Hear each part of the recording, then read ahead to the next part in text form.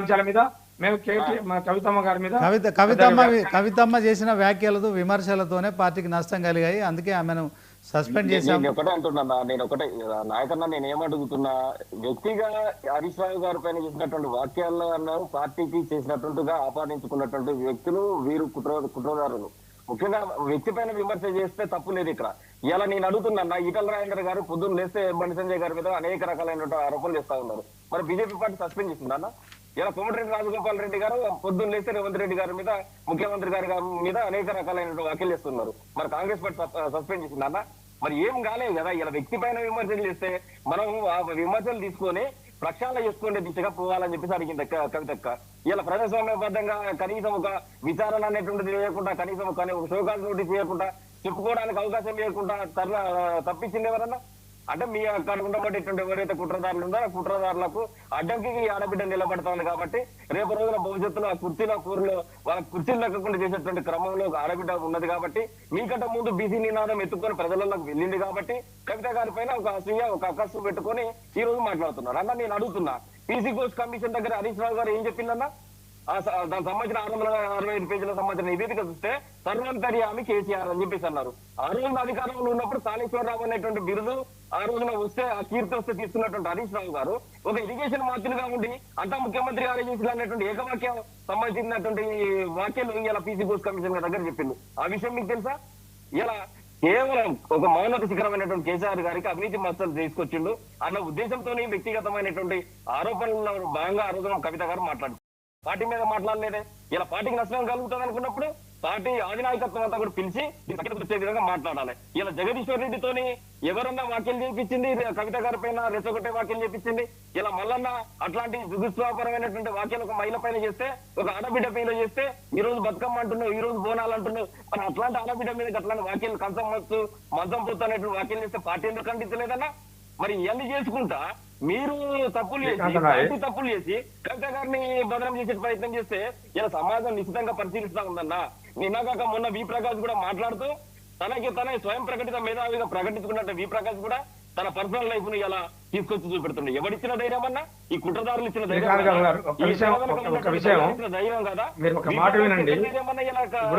మాట్లాడటానికి ఏం మాట్లాడతారు? సమాజ్ చేస్తాను నేను కవిత అంటాడు. రాజకీయ సమాజం ఎవరు చేయరన్నా? ప్రజలు ఆశీర్వదిస్తే కాంగ్రెస్ పార్టీలో రాజగోపాల్ రెడ్డి మీద ఒక మాట వినండి. కాంగ్రెస్ పార్టీలో ఏ నాయకుడికైనా వ్యక్తిగత స్వేచ్ఛ ఎట్టబడితే మాట్లాడతారు, వాళ్ళు ఎంతకాలమైనా కొనసాగుతారు. భారతీయ జనతా పార్టీలో రాజేందర్ విషయంలో, బండి సంజయ్ విషయంలో జరుగుతున్న దాంట్లో అది భారతీయ జనతా పార్టీ అంతర్గత విషయం.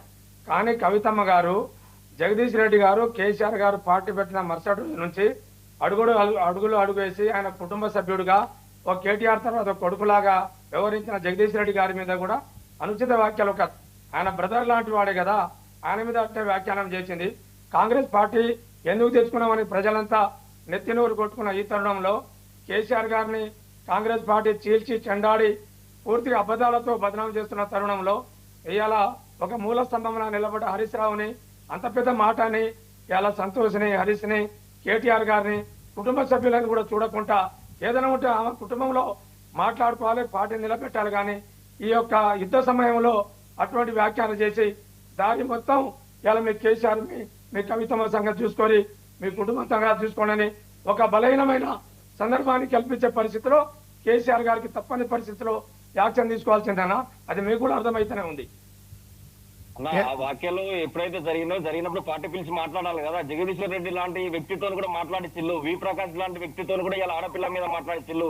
ఒక ఇంటి ఆడబిడ్డ పక్క ఇంటి అమ్మాయికి ఏదైనా ఆపద వస్తేనే మనం స్పందిస్తాం కదా. ఒక ఇంటి బిడ్డ పైన వ్యక్తిగతమైనటువంటి ఆరోపణలు చేయడాన్ని ఇలా బీఆర్ఎస్ పార్టీ సమర్థిస్తా ఉందా? అంటే ఇలా బీసీల ప్రయత్నం చేస్తూ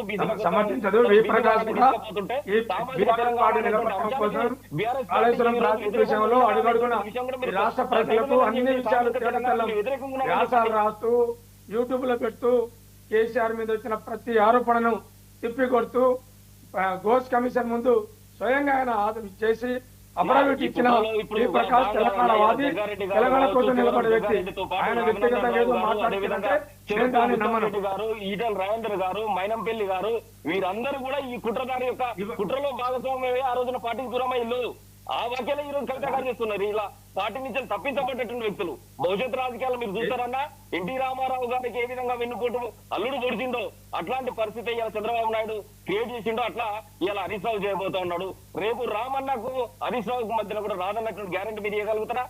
ఇలా ఆడబిడ్డను దూరం పంపించిందన్నా అవకాశం ఉంది, దూరం పంపించిండు. రేపు ఇద్దరి మధ్య వైద్యులు బామర్తుల మధ్య ఆ రోజు కేటీఆర్ పక్కన పెట్టినా కూడా పార్టీ హరీష్ రావుతోనే ఉంటుందా?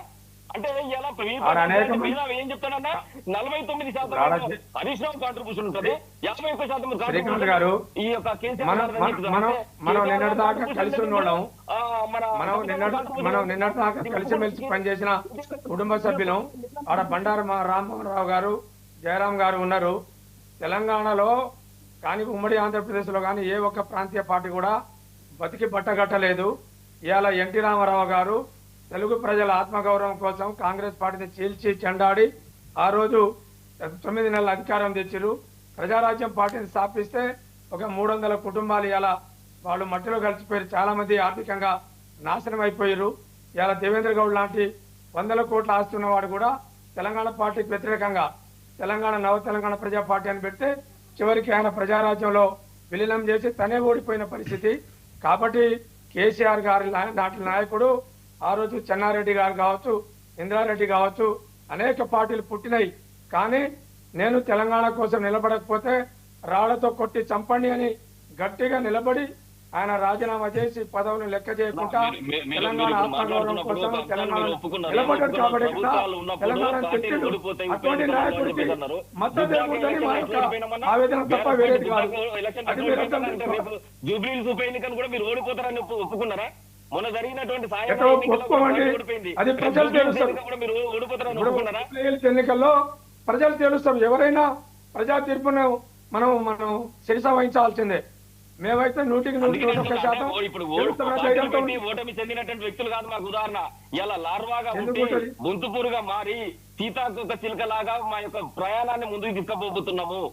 మేము ఒక రోజుతోనే ఈ సుదీర్ఘ రాజకీయాలు ఇప్పుడు లక్ష్మీపార్వతి గారు పార్టీ పెట్టిండు, దేవేంద్ర గౌడ్ గారు పార్టీ పెట్టిండు, అనేక రకాలుగా ఇక్కడ పార్టీలన్నీ ఉద్భవించినాయి.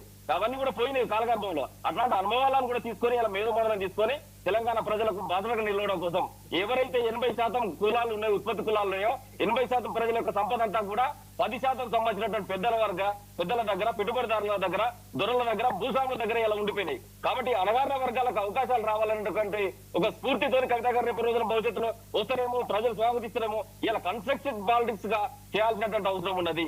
ఇలా ఏదైతే రెవల్యూషన్